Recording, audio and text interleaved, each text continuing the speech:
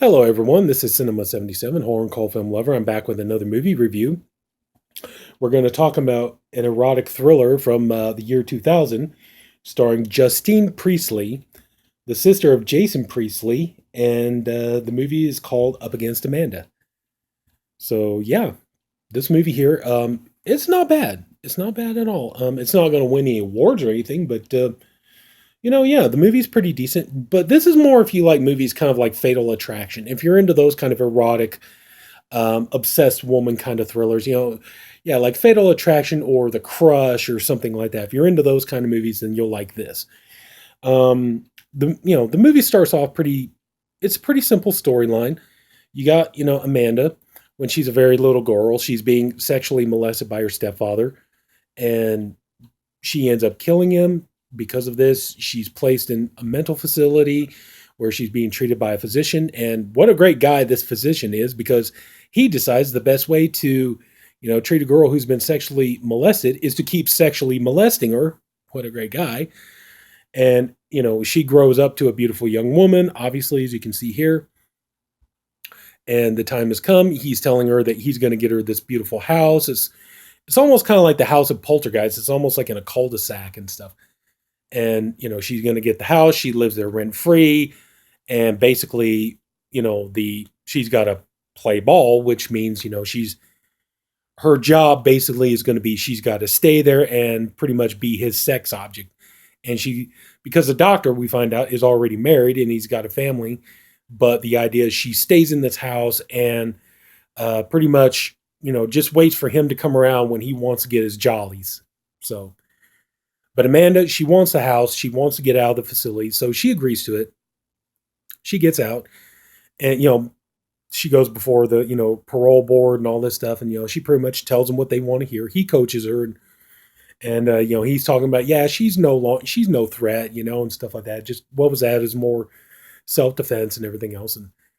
And so they agree. So they decide they're going to go ahead and let her out. And, so he keeps up his end of the bargain. She gets this really nice house out in the suburbs and, got a pool out back and all this, so it's like, so he's setting her up pretty well. But like I said, the condition is, she's basically his play toy. So she's, her job is to basically stay hot, stay sexy. And, basically kind of like she's almost, he wants her to basically be like a Little Caesar's pizza, pretty much, be hot and ready when he gets there, so.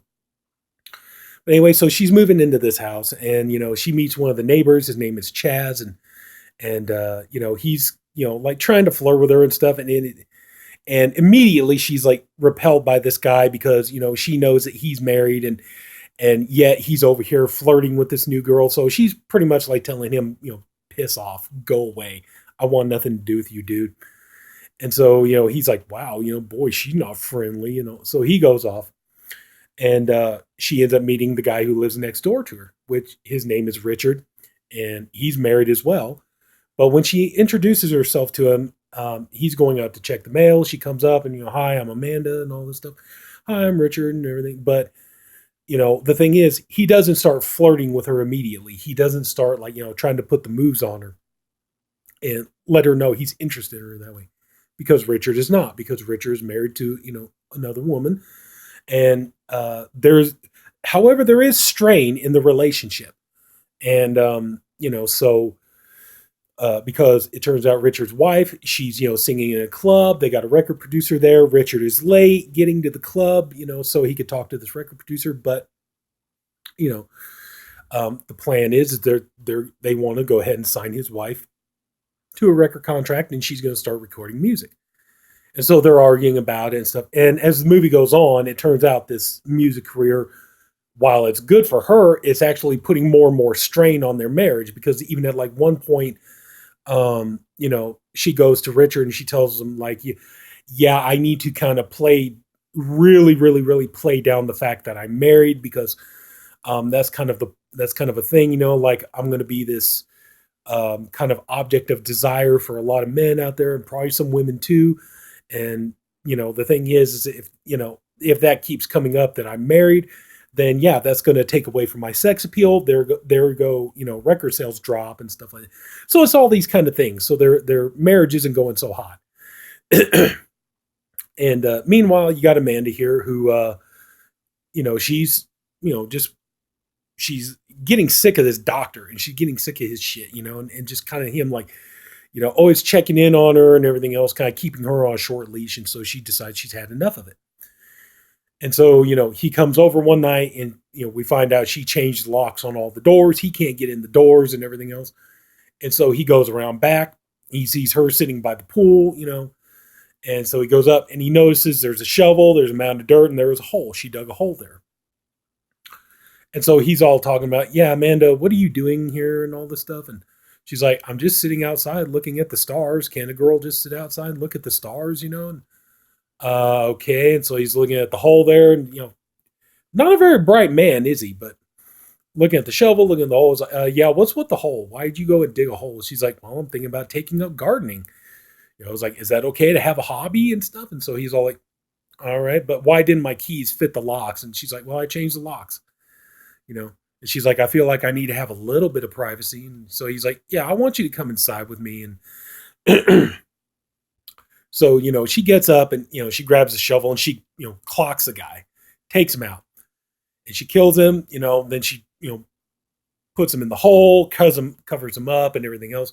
And it's early morning. So she's like, okay, fine. So she set it all up. She got away with the perfect crime. Looks like she's, just planting a garden. No big deal.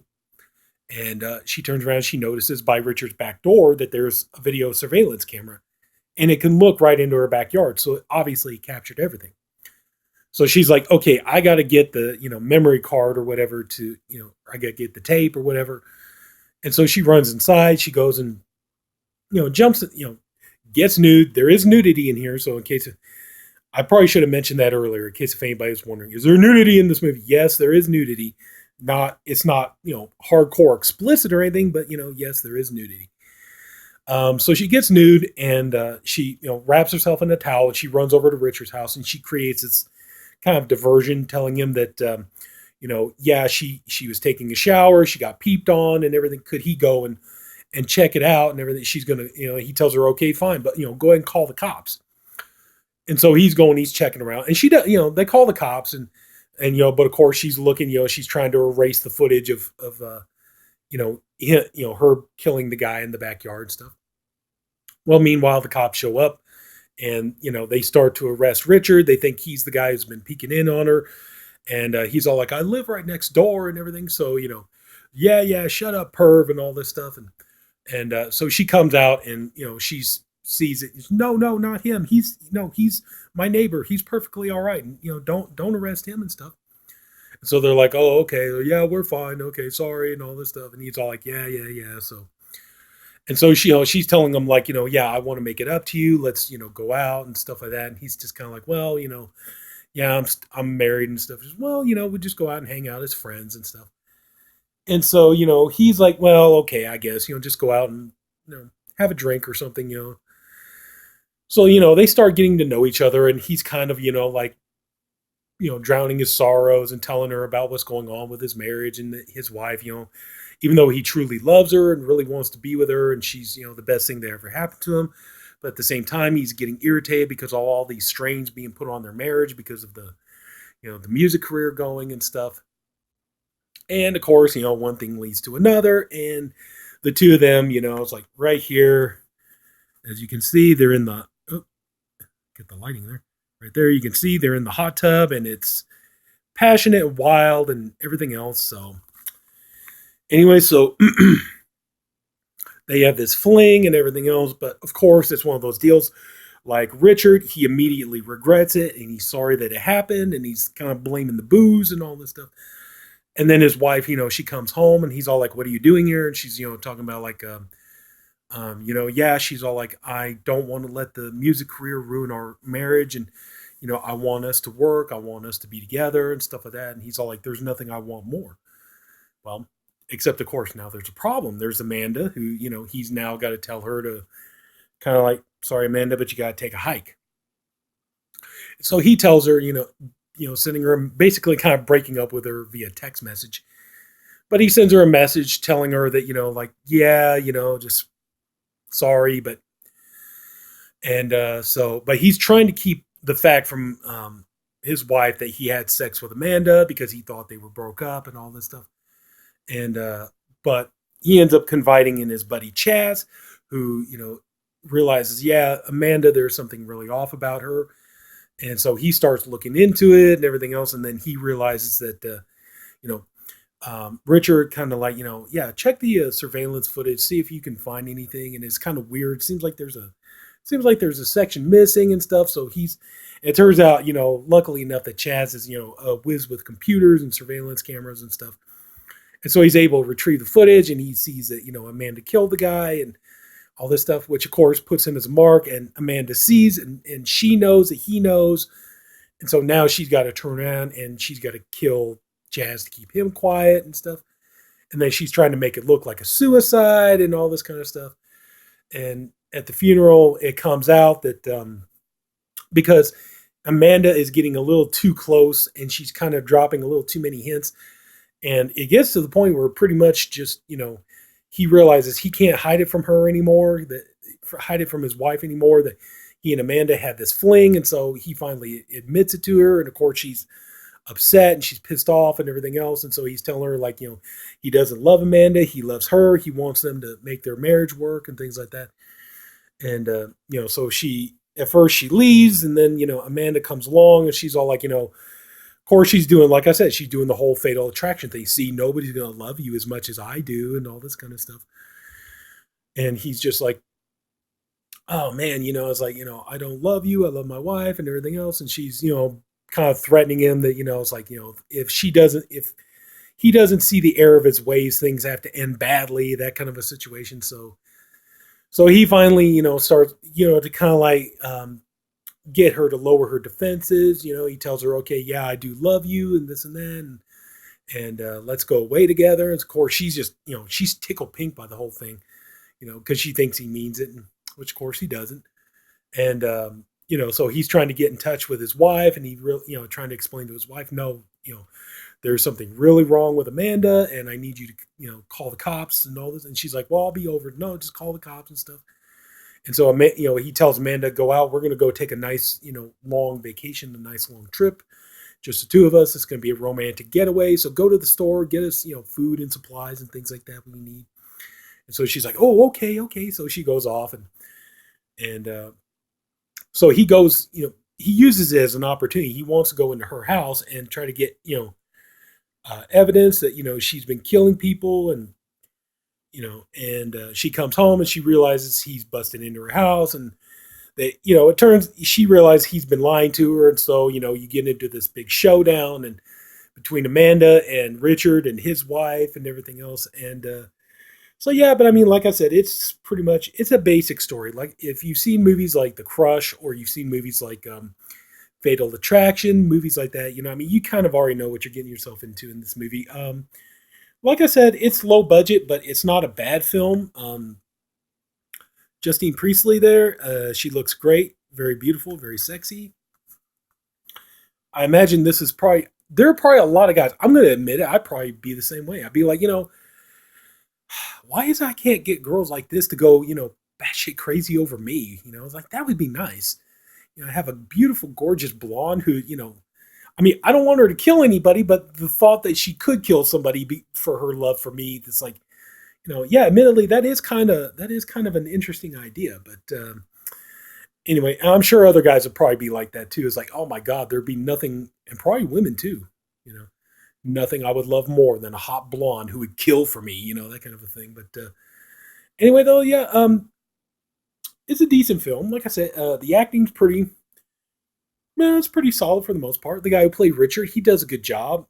Justine Priestley, I think she does fine. A couple of moments here and there, I think she goes just a teeny bit over the top, but overall, I still think it's a good film. And yeah, like I said, you just got to be into this kind of movie, the Fatal Attraction type of films. And if you like this, up against Amanda is definitely going to be a good one. So yeah, check it out, I say. And yeah, that's pretty much about it. Except, hey Amanda, stop going to. It's like, damn man, come on, girl, stop going after these unavailable men. Come my way. It's like, I'm not going to turn you down or anything like that. And if you killed anybody, the less I know about that, the better. So I'm kidding, okay?